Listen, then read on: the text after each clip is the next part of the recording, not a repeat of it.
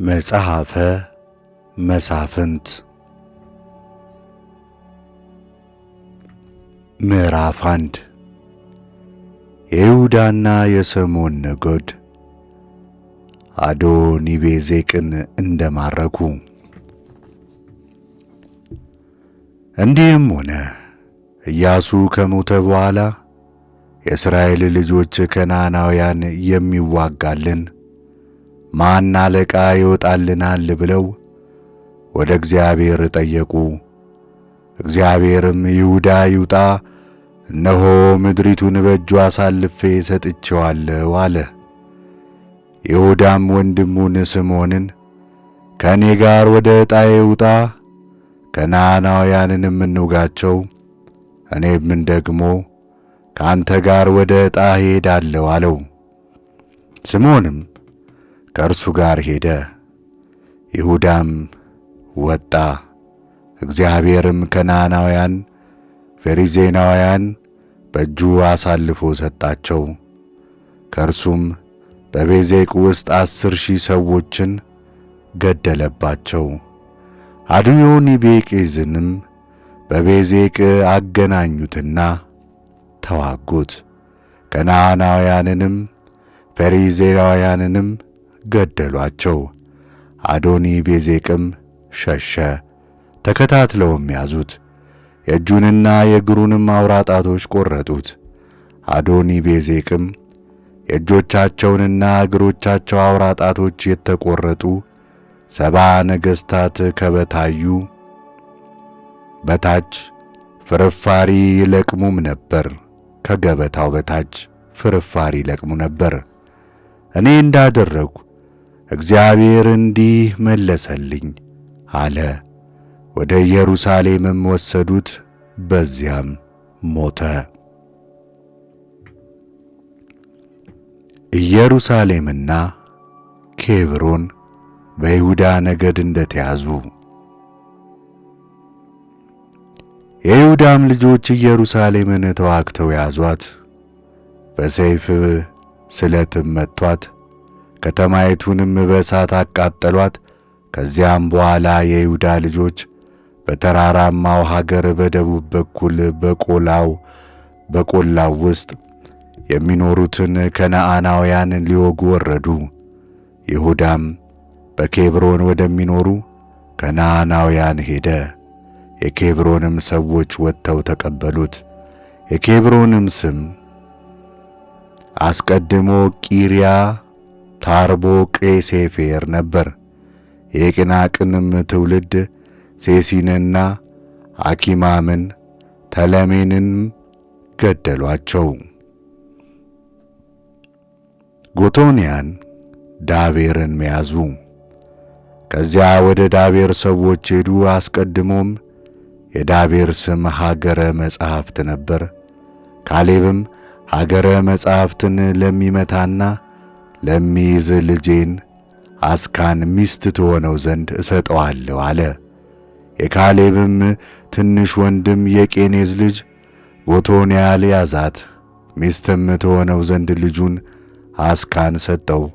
እርሷም ወደ እርሱ በወጣች ጊዜ የእርሻ ቦታ ይሰጣት ዘንድ አባቷን እንድትለምነው ጎቶንያል መከራት። እርሷም በአህያዋ ላይ ሆና አንጎራጎረች፣ ወደ ደቡብ ሰደኸኛል ብላም ጮኸች። ካሌብም ምን ሆነሻል አላት። አስካም በረከትን ስጠኝ፣ ወደ ደቡብ በረሃ ሰደኸኛልና ውሃ የማጠጣቴን ዋጋ ደግሞ ስጠኝ አለችው። ካሌብም በልቧ እንደ ተመኘችው የመከራዋን የሐዘኗን ዋጋ ሰጣት። የይሁዳና የብንያም ነገድ ድል እንደ ተቀዳጁ። የቄናዊው የሙሴ አማት የዮባል ልጆችም ከዘንባባ ከተማ ተነስተው ከአራድ በአዜብ በኩል ወዳለው ወደ ይሁዳ ምድረ በዳ ወደ ይሁዳ ልጆች ሄደው ከሕዝቡ ጋር ተቀመጡ። የይሁዳም ወንድሙ ከስምዖን ጋር ሄደ። በሴፌት የተቀመጡትን ከነዓናውያንን መቱ። ፈጽመውም አጠፏት። የከተማይቱ ስምም ሕርም ብለው ጠሯት። ይሁዳም ጋዛንና አውራጃዋን፣ አስቀሎናንና አውራጃዋን፣ አቃሮንንና አውራጃዋን፣ አዛጦንንና አውራጃዋን አልወረሳትም። እግዚአብሔርም ከይሁዳ ጋር ነበር።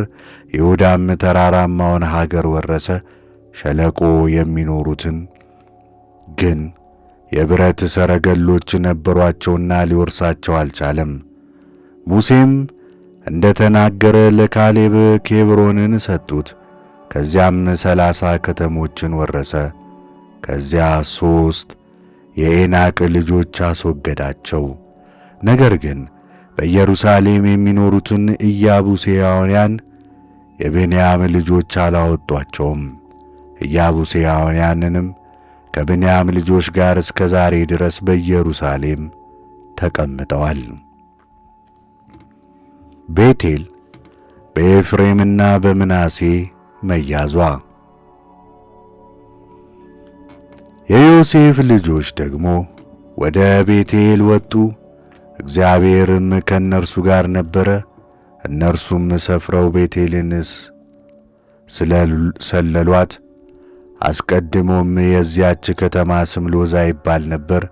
ጠባቂዎቹ አንድ ሰው ከከተማ ሲወጣ አይተው ያዙትና የከተማይቱን መግቢያ አሳየን፣ እኛም ምሕረትን እናደርግልሃለን አሉት።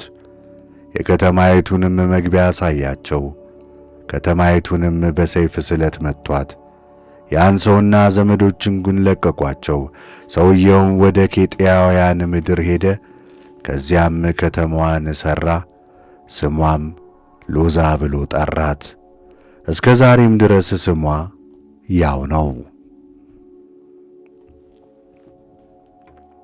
እስራኤላውያን ያላባረሩት ሕዝብ። ምናሴም የሲቅቶን ከተማ ቤትሶንንና መንደሮቿን መሥሪያዎቿንም ኢቀጻአድንና መንደሮቿን የዶርን ነዋሪዎችንና መንደሮቿን የዮባምን ነዋሪዎች መሰማሪያዎቿንና መንደሮቿን የሜግዶን ነዋሪዎች መሰማሪያዎችንና መንደሮቿን አልወረሳቸውም። ነገር ግን ከነዓናውያን በዚያ ሀገር ይቀመጡ ዘንድ ጸኑ። እስራኤልም በበረቱ ጊዜ ከነዓናውያንን ገባሮች አደረጓቸው። ነገር ግን ፈጽመው አላጠፏቸውም። ኤፍሬምም በጋዜር የተቀመጡትን ከነዓናውያን አላጠፋቸውም። ነገር ግን ከነዓናውያን በመካከላቸው በጋዜር ተቀመጡ፣ ገባሮችም ሆኑላቸው። ዛብሎንም በቄድሮንና በአማን የሚኖሩትን ሰዎች አላጠፋቸውም። ነገር ግን ከነዓናውያን በመካከላቸው ተቀመጡ፣ ግብርም የሚገብሩላቸው ሆኑ። አሴርም የአኮ ነዋሪዎችን አላጠፋቸውም። ነገር ግን ገባሮች ሆኑላቸው። የዶር ነዋሪዎችንና የሲዶን ነዋሪዎችን የደላፍንም ነዋሪዎች የአክሶ ዚብንና የሄልባን የአፌቅንና የረአብንም ሰዎች አላጠፏቸውም። አሴርም በዚያች ምድር በተቀመጡት ከነዓናውያን መካከል ተቀመጠ፣ ሊያጠፋቸው አልቻለምና። ንፍታሌምም የሴት የቤት ሳሚስን የቤቴኔስን ሰዎች አላጠፋቸውም። በምድሩም በተቀመጡት በከነዓናውያን መካከል ተቀመጡ። ነገር ግን በቤተ ሳሚስና በቤቴኔስ የሚኖሩ ሰዎች ገባሮች ሆኑላቸው። አሞራውያን የዳንን ልጆች በተራራማው ሀገር አስጨነቋቸው። ወደ ሸለቆ እንዲወርዱ አይፈቅዱላቸውም ነበርና አሞራውያን ድብቅ ቀበሮች በሚኖሩበት በመርስኖኖስ ተራራ መቀመጥም ጀመሩ። ነገር ግን የዮሴፍ ወገን እጅ በአሞራውያን ላይ ጸናች፣ ገባርም አደረጓት። የአሞናውያን ድንበር ከአቅራቢያው አቀበት ከጭንጫው ጀምሮ እስከ ላይ ድረስ ነበር።